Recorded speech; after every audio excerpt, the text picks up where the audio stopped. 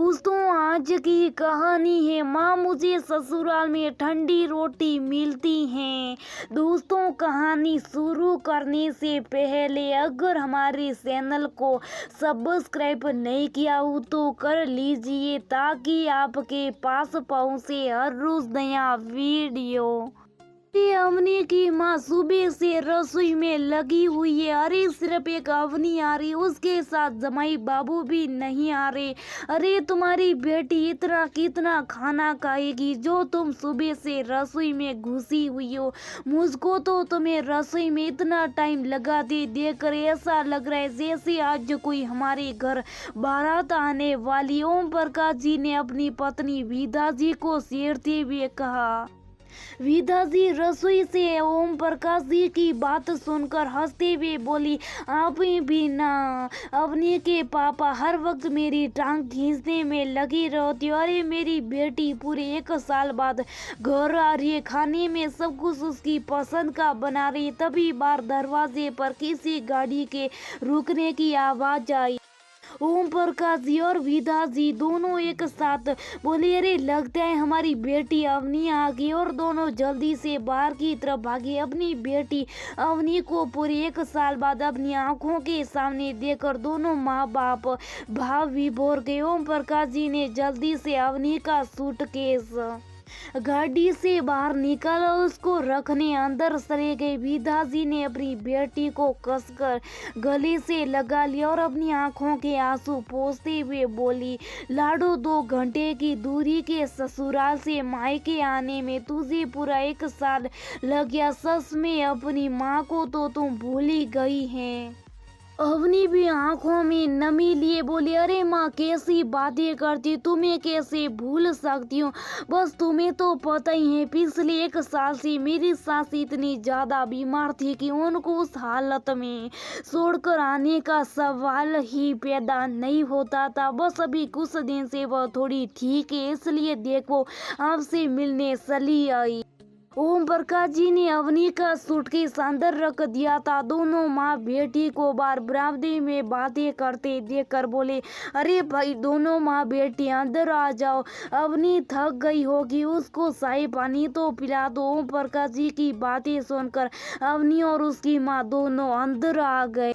अवनी सोफे पर बैठकर अपने पापा से बात करने लगी। विधा जी ने देखा हर बात पर हंसने वाली उनकी बेटी का चेहरा मुरझाया हुआ सा था। हर वक्त स्टाइल और फैशन में रहने वाली उनकी अवनी एक साधारण सी सिंपल सी साड़ी पहने हुए, बालों का जुड़ाई बनाए हुए थी। वो चेहरे से बहुत थकी थकी और निराश सी लग रही थी। मायके वाली रंगत उसके चेहरे पर बिल्कुल भी नजर नहीं आ रही थी। अपनी बेटी का ये हाल देखकर विधा जी का दिल भर आया। अपने आंसुओं को छिपाते हुए विधा जी अवनी के लिए रसोई में पानी लेने चली गई। अवनी माँ और पापा से थोड़ी देर गपशप करने के बाद अवनी की माँ अवनी से बोली, बेटा दोपहर के 2 बज रहे, खाना खाने का टाइम हो गया। बातों ही बातों में पता ही नहीं चला, चलो अब खाना खाते, मैंने आज सारा खाना तुम्हारी पसंद का बनाया है। ऐसा सुनकर अवनी बच्चे के जैसे खुश होते हुए बोली, सच में माँ, फिर तो चलो जल्दी करो, अब तो भूख बर्दाश्त नहीं हो रही, जल्दी से खाना लगा दो। विधा जी ने सारा खाना लाकर डाइनिंग टेबल पर रख दिया और गर्म रोटियां सेकने के लिए रसोई में चली गई। अवनी हमेशा अपनी माँ के हाथ की गर्म रोटी खाती थी। अवनी अपनी मनपसंद चीजों को देखकर अपने आप को रोक नहीं पाया और जल्दी से खाना डालने लगी। अवनी की प्लेट लग चुकी थी, तभी विधा जी जल्दी से तवे पर से उतरती हुई गोल गोल गरम रोटी अवनी की प्लेट में रख देती। अवनी खाने का स्वाद लेते हुए खाना खाने लगती हैं। अवनी की माँ रसोई में से एक गरम रोटी और लेकर आती और अवनी की प्लेट में रखते हुए बोलती है, ले मेरी लाडू, एक गरम रोटी और ले ले। अवनी माँ की इतनी मीठी और प्यारी भरी मनुआर सुनकर अचानक से अवनी का दिल भर आया और उसकी आंखों में आंसू बहने निकले। अवनी को यूं अचानक रोता हुआ देखकर विदा जी घबरा गई और बोली, क्या हुआ लाडू, कुछ गलत बोल दिया क्या मैंने तुझे? अवनी खाना खाते खाते विदा जी के गले लग गई और बोली, नहीं माँ, तुम भला मुझे कैसे गलत बोल सकती? आज पूरे 1 साल बाद अपने लिए किसी के मुंह से इतना प्यार और अपनापन देकर मेरा दिल भर आया। पिछले 1 साल से जब से ससुराल में सासू माँ बीमार हुए तब से लेकर आज तक माँ मुझे फुर्सत का एक पल नहीं मिला। इधर तो सासू माँ की बीमारी, उधर ननन की डिलीवरी, इन दिनों की काम और सेवा में उलझ कर रह गई थी मैं। सारे दिन घर पर सासू माँ से मिलने वाले लोगों का तांता लगा रहता था। मेरा सारा दिन उनके लिए चाय पानी बनाने में चला जाता था। खाना खाने का तो कभी टाइम ही नहीं मिलता था। कभी कभी तो शाम होने को आती, खाना खाते हुए कैसरोल में रखी हुई रोटियां बिल्कुल ठंडी हो चुकी होती थी को देखकर आधी भूख तो पेली भाग जाती। सारे दिन भर बस काम के लिए आवाज आती रहती थी, कभी बहू ये कर दो, कभी भाभी ये कर दो, आप क्या करती हो, सुनती नहीं हो, कहाँ चली जाती हो?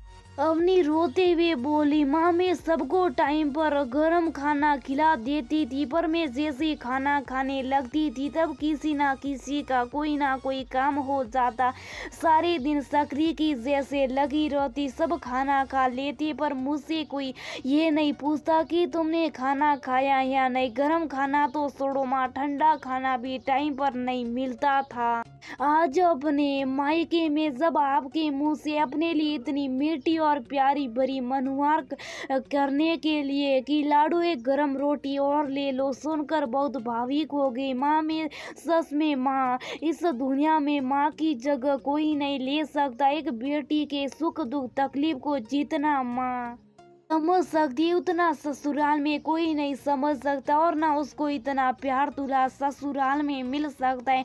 ससुराल में बेटियां जिम्मेदारी निभाती है फिर भी अपने लिए प्यार भरी दो शब्द नहीं सुन पाती है। बेटियां तो मायके में अपनापन और प्यार पाती हैं। विदा जी ने अवनी को शुभ कराया और बोली, बस कराओ, अब खाना खा ले बेटा, रोटी ठंडी हो गई होगी, मैं तेरे लिए दूसरी गर्म रोटी सेक कर लेती हूँ। रसोई में गर्म रोटी सेकते हुए विदा जी सोचने लगी कि आखिर क्यों हर बेटी के हिस्से में ससुराल में सिर्फ जिम्मेदारियां आती। उन जिम्मेदारियों के साथ साथ उन्हें कोई प्यार और अपनत्व के दो मीठे बोल दे दो तो कहाँ कमी आ जाएगी। जब सब खाना खा रहे हो तो एक बार बहू से भी पूछ ले कि उसने खाना खाया या नहीं। बहू को बस इतना सा प्यार और सम्मान देकर देखिए, वो कभी अपने मायके में इतना भावुक होकर नहीं रोगी, बल्कि मुस्कुरा कर बताए कि उसका ससुराल